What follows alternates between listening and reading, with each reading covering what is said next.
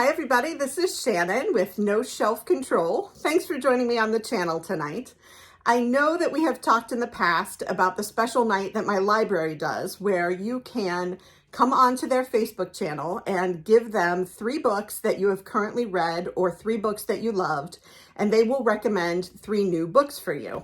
So because I am reading books that I have recently talked about on the channel, I thought it might be fun to go ahead and give them 3 of those books and see what they recommend. So I did that a couple of weeks ago and I have the results for you tonight and I think you'll really enjoy them. So here's what I said to my library. I said, my booktube channel always loves to hear what you guys recommend based upon what I'm reading or have read recently. I'm currently reading Pineapple Street in hardcover, and I have some questions for you on audio. I recently finished Liberation Day by George Saunders and The Many Daughters of Afong Moy. I loved or am loving them all. So they wrote back and they recommended 3 books, and I'm going to go through those with you right now. So the first one is called The Sweet Spot by Amy Pepple, and she is the author of Small Admissions, which I had not heard of before. And the blurb says, an absolute delight. Amy Pepple has the freshest, funniest voice around.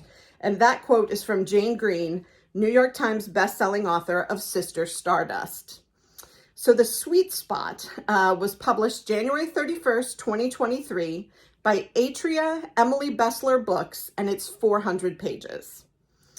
So let's see what we know about this. The Sweet Spot, a wise and joyful novel that celebrates love, hate, and all of the glorious absurdity in between.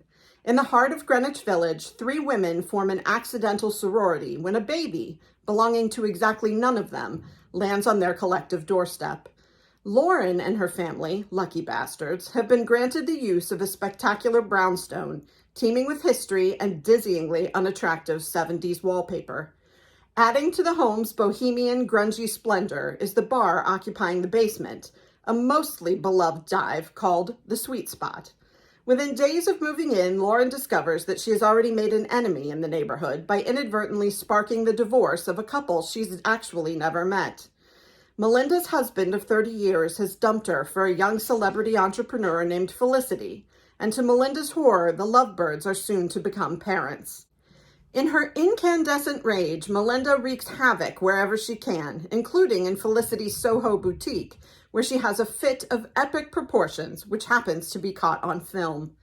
Olivia, the industrious 20-something behind the counter, who has big dreams and bigger debt, gets caught in the crossfire. In an effort to diffuse Melinda's temper, Olivia has a tantrum of her own and gets unceremoniously canned, thanks to TikTok. When Melinda's ex follows his lover across the country, leaving their squalling baby behind, the 3 women rise to the occasion in order to forgive, to forget, to Ferberize, and to track down the wayward parents. But can their little village find a way toward happily ever after that they all desire? Welcome to The Sweet Spot. So that sounds like a lot of fun. I'm a little confused about who this baby belongs to. It says that it belongs to exactly none of them, but then it talks about the couple that's splitting up that have the baby. So I'm a little confused. I can't wait to dig into this one and see what the story really is, but it sounds like it's going to be a good time. You know, people throwing fits, people finding babies, people getting canned because of TikTok. So I think that sounds like a fun read about a local bar and the women who live around it, and I'd be interested to dig into it. I'm wondering which book that I read made the librarians think that The Sweet Spot was a good choice for me, but we will see. The next one is called My Last Innocent Year, and that's by Daisy Alpert Florin.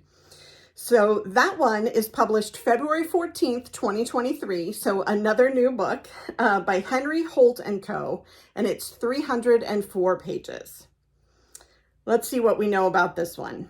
An incisive, deeply resonant debut novel about a non-consensual sexual encounter that propels one woman's final semester at an elite New England college into controversy and chaos, and into an ill-advised affair with a married professor.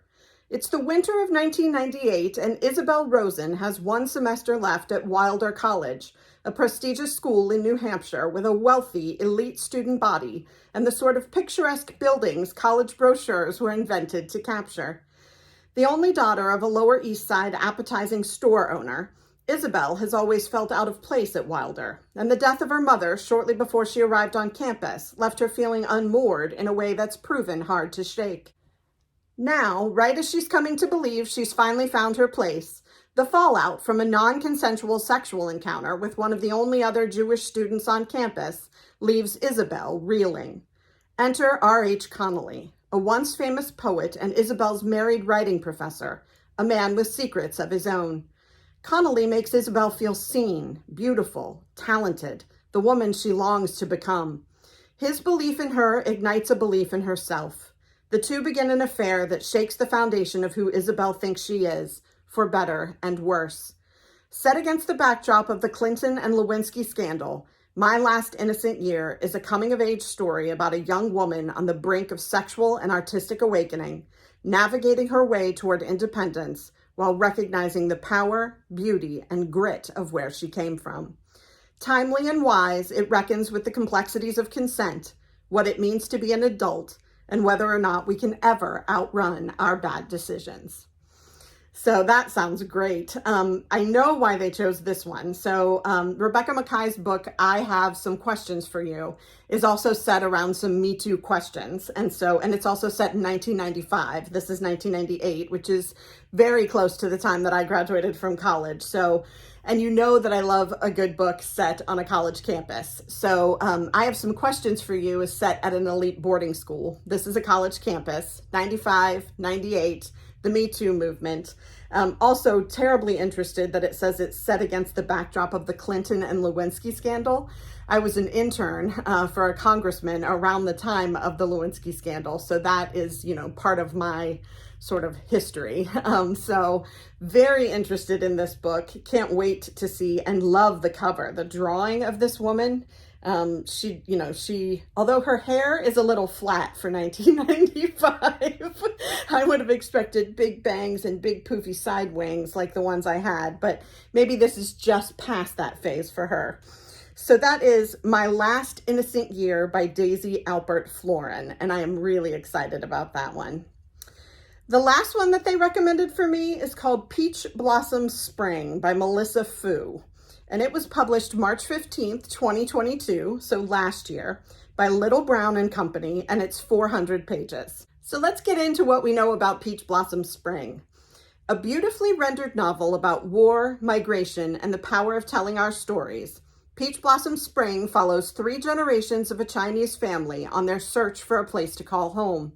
Within every misfortune, there is a blessing, and within every blessing, the seeds of misfortune. And so it goes until the end of time. It is 1938 in China, and as a young wife, Mei Lin's future is bright. But with a Japanese army approaching, Mei Lin and her 4-year-old son, Ren Shu, are forced to flee their home. Relying on little but their wits and a beautifully illustrated hand scroll filled with ancient fables that offer solace and wisdom, they must travel through a ravaged country seeking refuge. Years later, Renshu has settled in America as Henry Dow. Though his daughter is desperate to understand her heritage, he refuses to talk about his childhood. How can he keep his family safe in this new land when the weight of his history threatens to drag them down? Yet how can Lily learn who she is if she can never know her family's story? Spanning continents and generations, Peach Blossom Spring is a bold and moving look at the history of modern China, told through the story of one family. It's about the power of our past, the hope for a better future, and the haunting question, what would it mean to finally be home? So that sounds exciting. I speak a little bit of Chinese. My son took lessons for 3 or 4 years with Chinese teachers, and I tried to learn alongside him. And so I'm very interested in China. I also taught English to Chinese kids over the internet during COVID, during our quarantine time. So this is just really interesting to me. Learning about the history of modern China through one family, a generational story. I think that's awesome. So really excited about that one. Wondering though also what I read, maybe the Many Daughters of Afang Moy made them think that Peach Blossom Spring would be a good choice for me. I'm about to come back shortly. The Liberation Day review is coming out shortly. The Afang Moy review is coming out in the next few days. I will do a review of I Have Some Questions for You, and I haven't quite finished Pineapple Street yet, but we'll do a review of that one too. So those are the 4 books I told them about. I'll be telling you all about them very soon. I hope that you enjoyed this little quiz today where my librarians hook me up with new books based on what I'm reading, and maybe there's some there that will be applicable to you too. If you did enjoy this, please click like and subscribe. I really appreciate it when you do that. It lets me know what you're enjoying and what I should do more of. I also have a wish list at the bottom of each of my video descriptions. If you're interested in sending me a book, I would love that. I will read it, review it, and give you a shout out on the channel. So I hope to see you in the next few days for my reviews, for my April hit list of what's coming out that I'm excited about in the subsequent weeks. We've already done April 4th, but I will be doing April 11th, April 18th, and April 25th coming up soon. So I can't wait to share all of that bookish information with you, and I hope you will come back and join me. We'll see you soon. Bye.